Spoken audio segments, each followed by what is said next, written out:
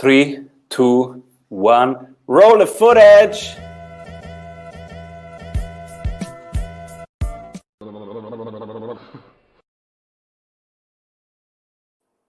Welcome back, everybody, to the Strategy Show. I'm your host, Severino. Today's guest, owner and founder of Virtually Yours, Australia's best virtual assistant network. And we know how relevant virtual assistants are nowadays.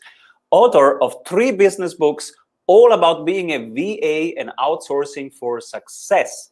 Host of the Outsourcing Secret podcast and trainer of the popular Stellar VA course.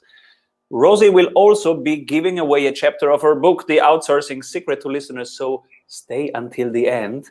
Hello, everybody. Rosie, Shilo. Hey. Hello, what an awesome introduction. I feel very accomplished. I think I could just retire now. I am excited, and I will note down a lot of stuff because having VAs nowadays is so helpful. It's even, I would say, success critical. Yeah. And you have so much to offer about that. So we will talk about how to understand and respect your strengths and weaknesses, why you shouldn't seek a clone of yourself, and why communication is vital. Yeah. Super Absolutely. pumped. Yay, Rosie, thanks for having me. I'm excited. what are you currently creating? What am I creating at the moment?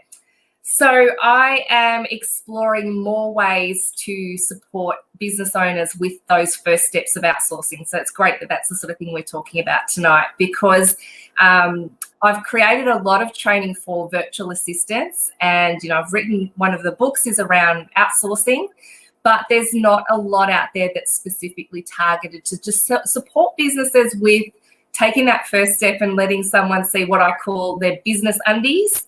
So letting them into the back end of the business and seeing like the true nitty gritty and actually being able to allow them to help them with that process.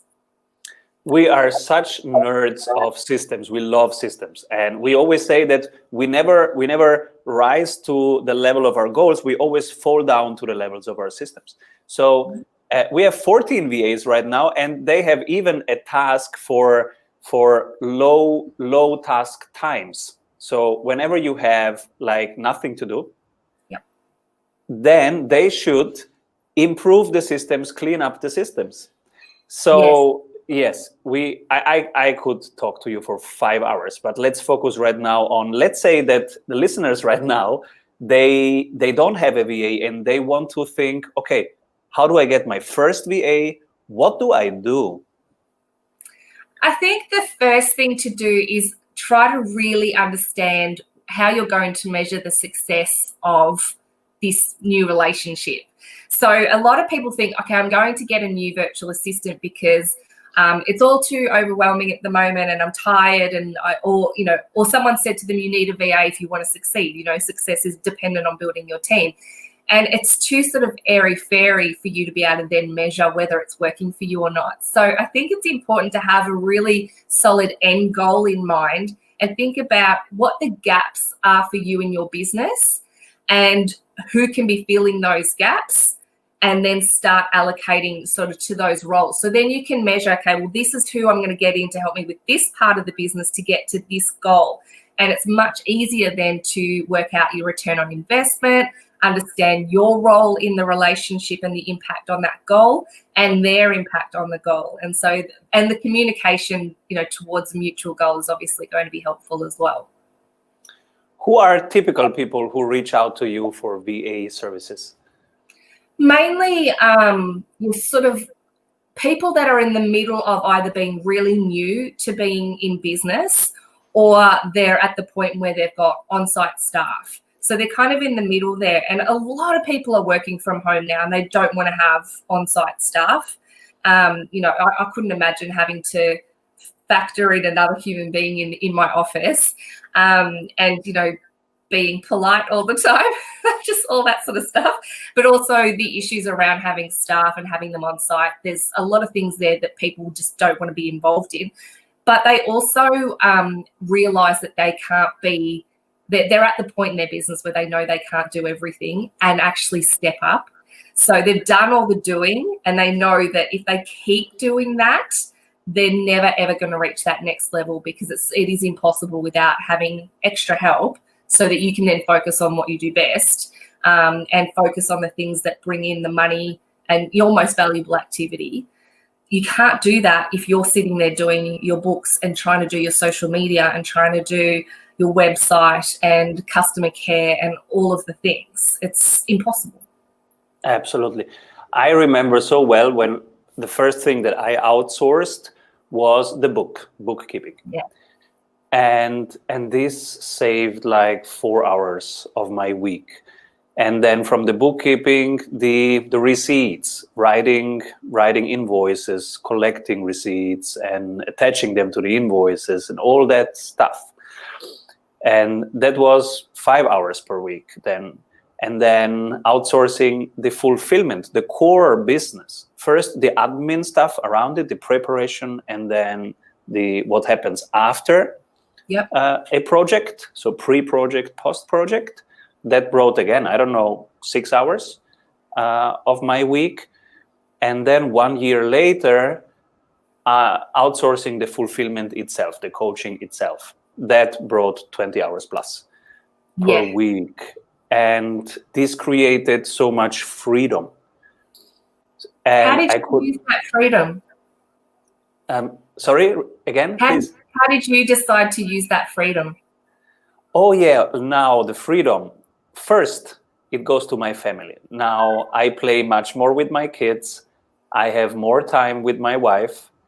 And I care more about my exercise. So now I do exercise every day, 1 hour, even being a busy CEO. But I do 1 hour exercise, whatever happens, every day. Excellent.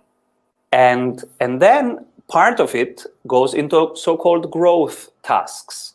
So I reach out to people and I talk collaborations, joint ventures.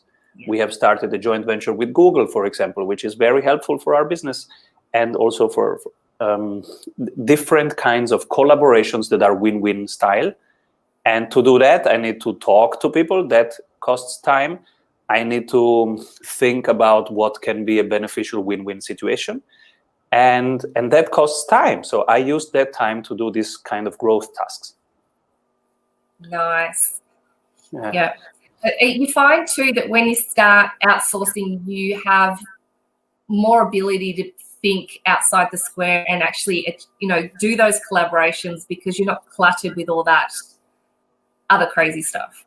Exactly. And when you get into that meeting, you are energetic, you are positive, you are clear, you are well prepared. And before that, I would rush into that meeting, barely prepared. I had forgot who the person is and what the last point was. And the first 3 minutes, I was like, who is this? Where am I? What's the outcome? And, that's not a good meeting.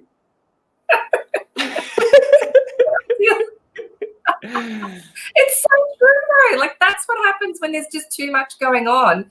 Nothing gets done really well. And you're just chasing your tail and, going, so how are the kids? Hint, like, tell me, give me a hint who the hell you are, Absolutely. That's real life. And also being pale and low energy and not sending a very positive, generous vibration, which then makes you transactional. So, okay, what am I going to get out of this conversation? And if now I come from a place that I was just running or weightlifting, so I come back, I am full of energy. I'm just present. I don't want anything out of the meeting. I can listen. And I'm so curious. So, do you have a team? How do you structure your work? Yeah, I do. I've changed it a few times over the years, but what works really well for me is that I've got a couple of people that sort of do their work a little bit separately to the core team. They might be helping with Facebook advertising or something like that, where it's a set project and I'm working directly with them. But my core team is 4 particular team members, and they all have different strengths. And it's so obvious where each of their strengths lie, which is just brilliant. And they've got strengths that I don't have. And we chat just online every single day. And if anything, everybody knows what their role is, and everyone knows where I want to go in my business. So they've all got their eyes and ears open for opportunities.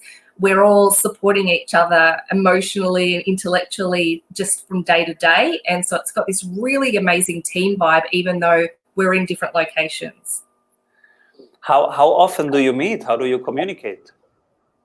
Well, most of the time it is just through Messenger, or so Facebook Messenger, we've got a team chat. And we use GIFs a lot. Like, we entertain each other immensely with GIFs. So a GIF's worth 1,000 words.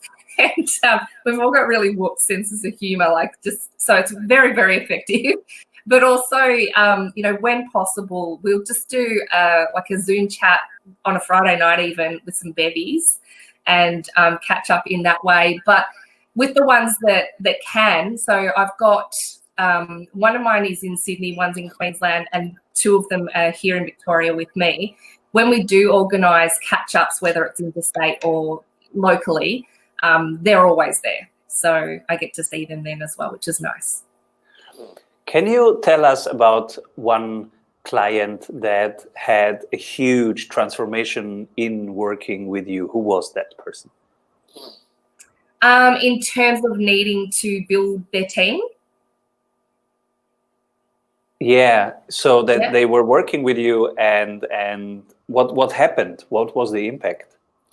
Well, I don't work with businesses to build their team through outsourcing. I connect business owners with virtual assistants. I can sometimes provide advice around who would be a good match. And there have been some business owners out there who I love seeing their stuff online, because you can see that they're just so compatible together, and together they're achieving heaps more. But that is actually just a bonus sort of thing of what I offer. Most of what I offer is around the virtual assistant community, advocating for the virtual assistants in Australia, training them up. All of the stuff around outsourcing and talking to business owners and helping them find VAs is actually just for them, icing on the cake, because it benefits my industry. It's not actually, they're not clients as such. They don't pay me for that. But that way I can support my members to grow their client base and help people find the right fit for them. So, yeah, in terms of transformations, I have seen some where they've come to me and said, look, I'm overworked and I need someone to help me with so-and-so. And, they want that business VA unicorn. And sometimes it's a great fit. And other times, you've got to kiss a few frogs sometimes to get the right fit.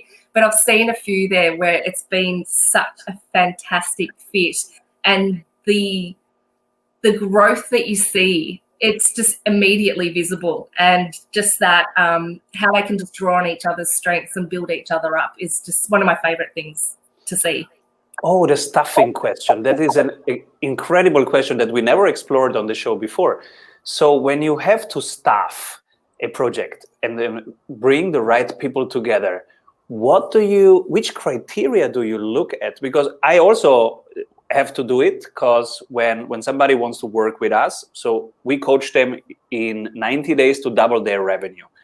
And I am out of fulfillment, so I have strategy sprint coaches, and I have to bring the right coach to the right client, bring them together. And I'm super curious, which criteria do you apply? What do you think? What's your thinking process in who would be the perfect VA for that client? Yeah, it's interesting that you asked that, actually, because it's a combination of personality, but also they've got to be able to fill the gaps. So a lot of people will say, I need another me. And I'll go, no, you don't, because another you will achieve the same as what you're achieving and suck at the same things you suck at. And so that's just not going to work. What you need is someone who fills the gaps, who you also like and respect. So to find that is the interesting sort of equation. I find people, I'm usually really good at figuring out what VA strengths and weaknesses are. So I communicate really well with our whole community to see who has what strengths, what they're passionate about. Because I train a lot of them as well, I get to see exactly what they're like and develop, friendships with them and get to know them really well. And so I look at, okay, so you need this skill set. So let's make sure we're finding someone to fill a particular skill set, and we're understanding that it's to fill a gap, not to duplicate you. And then I've got to think, okay, would they actually get along? Are their communication styles similar? Based on the way they run their business, is their vision and ethos, aligned? And so these are all things that you do need to consider. You can't just go, oh yeah, Barry over there does, bookkeeping. You need to think about, okay, so I don't know why I say Barry, everyone on my team is female, but so let's say Sally. Sally is passionate about bookkeeping for not-for-profits, whereas Kate is, passionate about bookkeeping for corporates. They're going to have a completely different approach. And it's quite easy to sort of say, this one here is going to tick more boxes for you. But I also still say, I usually try to give 2 or 3 options, because you do need to have that conversation and see whether you click. Because as I said, you want to show someone your business undies, you need to click. I love this. And I have a similar thinking process, because we at the beginning, I was trying to bring together the most similar people. And then I saw that they were happy, but not successful enough. And so we had to decide, do we want happy clients, which everybody's trying to go for, or do we want successful clients, which means at some points making them very unhappy and challenging their current patterns. That's what you call filling the gaps. So if right now a team comes in and say, hey, I want a sprint coach, and they are great at building the product because they are techies, then I will give them a coach who is a great salesperson. And they will be very frustrated in the first 2 weeks, but they will be very successful in the 10th and 12th weeks. So, and on the other side, if people come in and they're great at pitching the story, then I will give them a nitty-gritty product person who needs to make sure that the product is as good as the promise, at least, and will challenge the details and the nitty-gritty. So I love this. Yes, filling the gaps. Find out what their strengths and weaknesses are, and bring the complementary part in, which is support and challenge alike. Yeah, and they do. I think the best teams do have the confidence to challenge each other. And I want my team to be able to say, Rosie, that's a stupid idea, if it's a stupid idea. Or have you thought about this factor? I want them to feel safe and comfortable to bring their insights to the table, because why else would I have them there? If I want everyone to be a yes person, then I'm not going to succeed either. I need to have a team that I can grow with. And so, you're not always going to agree. Yes, you can always pull the trump card and go, I don't care, you do it my way anyway. And sometimes that will happen and it will work or it won't. That's one of the joys of being a business owner, is you get to celebrate those or wallow in those, and it's yours either way. But you need them to be able to come in and be very clear. All of the communication has to be vital so that you're all moving in the same direction. But the fact that you're all got different approaches, like as you said, having someone that's salesy or someone who's creative, and then bringing them in someone who crosses the T's and dots the I's, or makes sure those systems and tech are working properly, they're going to have such a broad vision of opportunities, because they're all going to be in different circles. They're going to have different concepts of how things can work, and it just brings so much more to the table. I love this spirit. And now it's time for the award.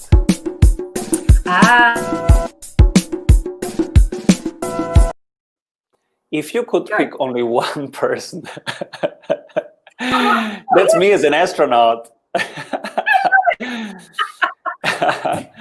If you could pick only one person, when everybody's zigging, this person is zagging, but they are doing the right thing according to your perspective, who is this person?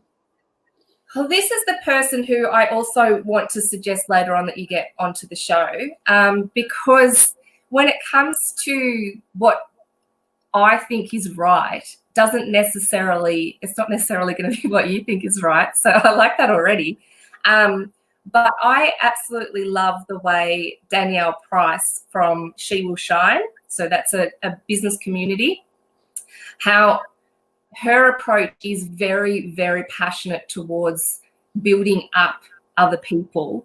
And the way she does it is in such a safe but fun and she's just got a really beautiful, genuine vibe that she brings to business. And there's just, it's the genuine of that I absolutely love, because I think a lot of people go out there and they want to be bigger than they are, and they want to be, you know, presenting a particular image to fit in with what they're hearing success is all about.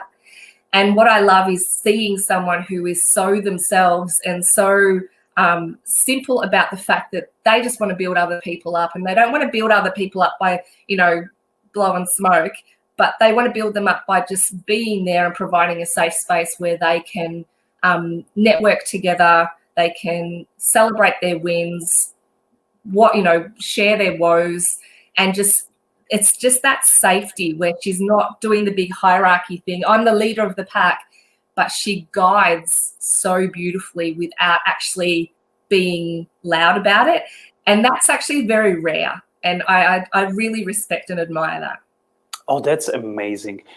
And, I was thinking during the last weeks of this lockdown, of course, my network and my way of relating to people and bringing people into my network has changed. And I had a little bit of time to think about what are my criteria when I let somebody into my network, because they are shifting now. And so I was looking for different criterias. For example, one criteria was their reach. So their email list, their reach, because that's, of course, for collaboration, one of the important vehicles. But now it shifted towards something that you just said. It is their mindset. Do they build up people? So that's now criteria number one. And then I have only a second one, because, there not many people build up other people. Some people, they're just transactional. Oh, you want to talk to me? Okay, what's in it for me? Yes. That's the first thing that they ask you. That's not the people we're talking about. The people we're talking about, they start with giving first, and then the rest unfolds. So that's the one criteria. And the second criteria is mastery in their field. Are they striving every day to give the best in terms of quality? And they don't stop before 100%. They never settle with 99%. So these are people who would never say, okay, well, I had a calf and I couldn't do it. They would deliver, because that's who they are. Whatever happens, they would deliver. Yeah. And so these are just the two things that I am currently looking at. And that's a pretty impressive criteria already. Absolutely. And tell us, you have such a great community. Who should become part of this community, and where can they find the community? So people who, the virtual assistant community is for Australian virtual assistants. It's called Virtually Yours. And if they go to virtuallyyours.com.au, they'll get all the information about how it works. And but one of the things, so you're talking about criteria. I do get people who join who just want to have access to job leads, and we do have lots of job leads. We help people find VAs all the time. But my community, one of the things that I like people to have when they come in is that community spirit and that desire and appreciation for community, because that's where the value is. And those people come in and they give and they take, and it's just beautiful seeing the way that they can grow and support each other. And I've seen over the years, I've been running for a long time, people who started off asking all the dumb questions who are now answering all the new people coming in asking the dumb questions. And so it's this beautiful cycle where they see those people have that mindset where they come in and they try and learn and they try and help. And then as they master it, they just give back. I love it. And I forgot the question now that I wanted to ask. So yes, you brought even a gift. Talking of giving first, you have a gift for us. What's the gift? I do. So I've got this book here. It's called The Outsourcing Secret. And I'm going to give you, I say that it's a free chapter, but that's not enough. So I've made it a bit longer than that.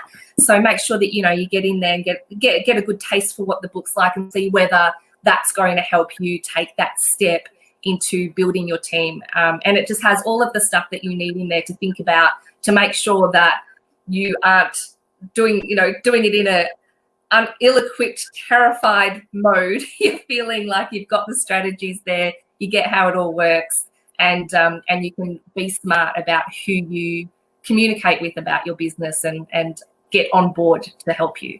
So I'm going to give away that. Beautiful, thank you. And also, how was the process of writing the book? Why did you write the book, and what would you do differently now? Oh, that's a great question. Well, I wrote the book. There's another amazing businesswoman who you could also have on the show, Renee Hasseldine, and she runs a business called Share Your Passion. Actually, she's just changed the name of it, and I'm completely blank on what she's calling it now, but I'll be able to find out for you. And she helps you sort of unravel your IP. And I did some training with her, and I was able to really get all of the ideas and the concepts that I have around helping people outsource into this succinct sort of method of delivery. And that made writing the book so much easier. So I've got a book for virtual assistants and then the book around outsourcing for business owners. And I've used that method for both of them, and it was absolutely fantastic. The only thing I would change is... I'm not sure, actually. Is it self-published, hybrid published, or big published? Yeah, so this one is self-published. And actually, the only thing that I would change is that because I published it last year and I didn't realize how sort of crusty this year was going to be, I should have done a big launch for it, but I was very understated with it, and I kind of just brought it out, launches for my other books, and I'm like, oh no, I'll just bring it out. But if I'd known that there was no partying going on in 2020, I would have done a beautiful big launch for it. So maybe I should do I don't know, what do you call it, like a retroactive launch or something, because it's got a new cover coming soon, so I could just relaunch that. Absolutely, yes. So cool. Thank you so much for being here on the show and sharing your knowledge with us. And come back soon. Yay, thanks everyone. And yeah, if you've got any questions, just yell out. As you can see, I could talk about outsourcing all day as well. Absolutely. So we will do a sequel